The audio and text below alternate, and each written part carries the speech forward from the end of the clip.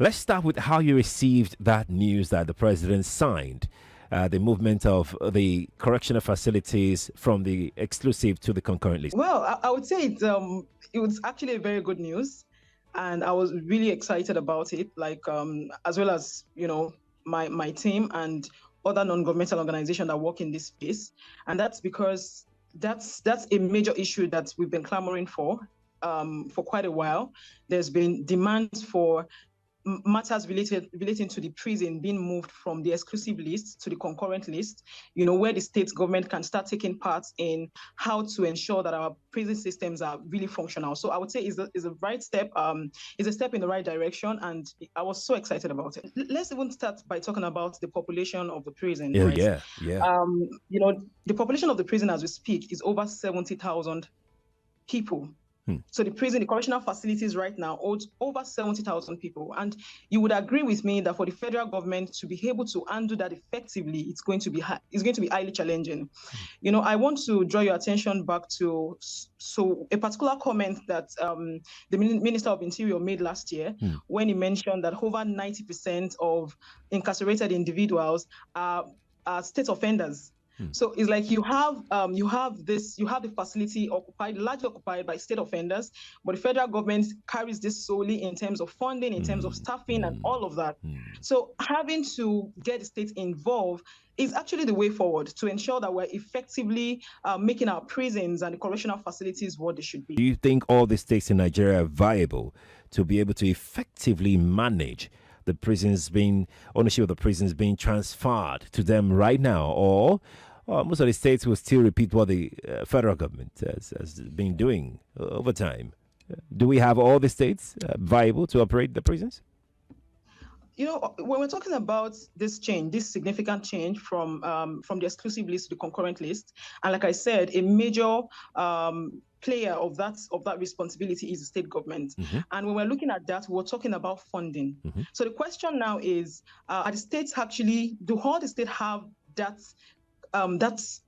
capacity, basically, to be able to fund these reforms or to be able to fund this change that has happened, that has just occurred? Yeah. And the truth is, we know for a fact that a lot of the states are not ready.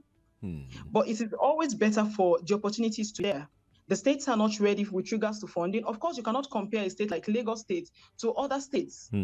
When you're talking about prisons, some of the states that have the most challenges are the urban cities. When you're talking about Lagos, you're talking about Port Harcourt, you're talking about Kano, you're talking about Abuja. They have large numbers of incarcerated persons. Okay. And then you cannot now talk about those other states that do not have as much capacity as lots of the states have. And let me also quickly mention that the fact that this matter has been moved from the exclusive list to the concurrent list does not take away the federal government outrightly. Okay. What that simply means is that the state now has power to make laws that relate to, laws that affects the prison as well. So the federal government is definitely still going to be playing their part, but of course now they are working together with the state government to ensure that the prison is actually being reformed with in line with international standards and best practices. Will prisoners be better catered to by state government now? You mentioned something earlier about 70,000 prisoners. That's huge. But if we disaggregate all of these numbers and spread them to states, every state now know what belongs to them. Will that improve the welfare of prisoners from this new development? Of course, it's definitely going to improve the welfare and the well-being of inmates, because you can't compare having to monitor over 70,000 people than monitoring 2,015 population. So definitely you're going to see some much more better moves that would affect the well-being and the welfare of the inmates. Because now the resources that you have is just, you're concentrating it to the population within your jurisdiction and not just the country as a whole. So of course there will be more concentration on things that pertains to them from their well-being. And that's also one thing I want to make mention of. As a result of this development, like I earlier said, the states can now make laws. So when they are making the laws, they have to bear in mind some of the challenges that the federal government has gone through. The issue of congestion, how can they address it? So it's not just enough to say, it has now been moved. What changes can be made that can affect that sector. Indeed. So that we don't find ourselves in the mistake that the federal government, or like in the issues that it's actually been faced, by the federal government holding it, legislating on it only. So now we are looking at how can things be better in terms of how can we address the issue of congestion, especially for the urban cities? How can we address the issue of rehabilitation? How can we monitor reintegration? So, of course, it's not going to be as difficult as when you have the federal government having to look at every corners of every corners and every zones of the correctional centers and the correctional service. Right. So there is need to there is actually great need for that, and it's something that will definitely get better. Another thing that I'm wondering whether this will have impact on or not, Adejoke, and I want you to come with me on this one, is the issue of what do they call this thing?